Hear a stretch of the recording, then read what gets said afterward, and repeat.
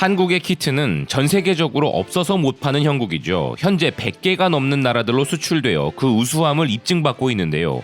반면 중국산 진단 키트는 현재 세계 각지에서 낮은 정확도와 불량품이 너무 많다는 이유로 반품을 당하고 있다는 소식 들으셨을 겁니다. 심지어 미국에서는 중국산 일부 키트에서 오염이 발생한 부분도 있다고 전해지고 있는데요.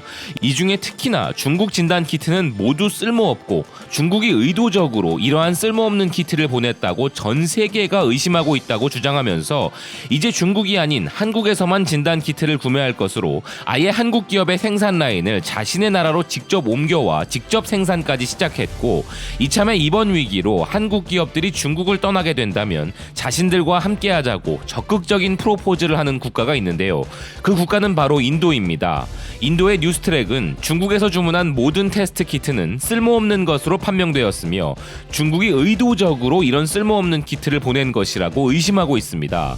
기사는 인도가 중국에서 진단 키트를 주문했는데 품질이 매우 좋지 않은 것으로 나타났으며, 이에 대해 지방정부에 불만을 접수한 인도 정부가 이 키트를 모두 중국으로 다시 돌려보내기로 결정했고, 이후에는 한국산 키트를 주문했으며 이 한국 회사는 인도 현지에서 생산을 시작하게 되었다 보도하고 있는데요.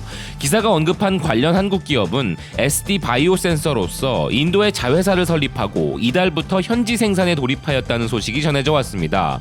주한 인도 대사인 스프리아 랑가나타는 언론과의 인터뷰에서 양국은 서로를 위하여 짐을 나눠지고 있다고 느낀다면서 양국 정상이 현 사태에 대한 견해를 정의하며 양국의 재난에 대한 선택사항들을 논의했는데 두 정부가 협력하는 데 추가로 동의하였으며 한국 외교부와 매주 협력하고 있다고 이야기하였고, 의료기술 제공에 관한 한 한국 기업들이 인도의 요구를 충족시킬 수 있다 기대하고 있음을 밝혔는데요. 아울러 인도와 한국이 위기 대응을 위해 함께 노력하기를 바란다고 이야기했습니다.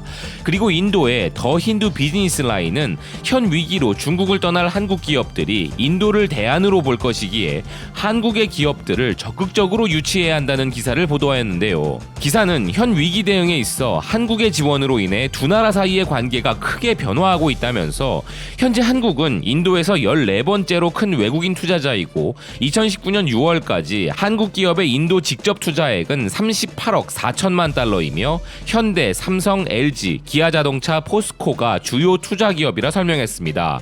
그리고 지난 두 달간 한국 기업들이 증가하는 인도 내의 진단키트 수요를 충족시키는 데 주도적인 역할을 시작하였기 때문에 두 나라 사이의 관계는 중요한 전환점을 맞고 있다 분석하고 있습니다. 또한 현 시점에서 한국 기업을 유치하기 위해 노력해야 한다는 분석을 내놓은 근거도 설명하고 있는데요. 기사는 현 위기 이후 전 세계는 지정학적 관계의 주요 재조정이 일어나게 될 것이고, 이는 기업들의 비즈니스에도 영향을 주게 되어 중국에 집중되어 있는 기업들의 가치사슬에도 큰 변화가 오기에 이미 많은 국가들 사이에서 탈중국에 대한 합의가 이루어지고 있다 주장하고 있습니다.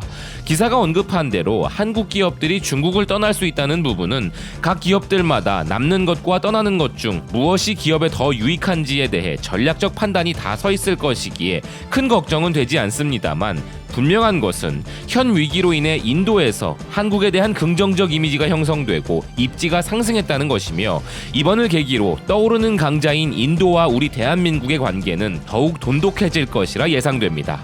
지금까지 BK 뉴스였습니다. 시청해주셔서 감사드립니다.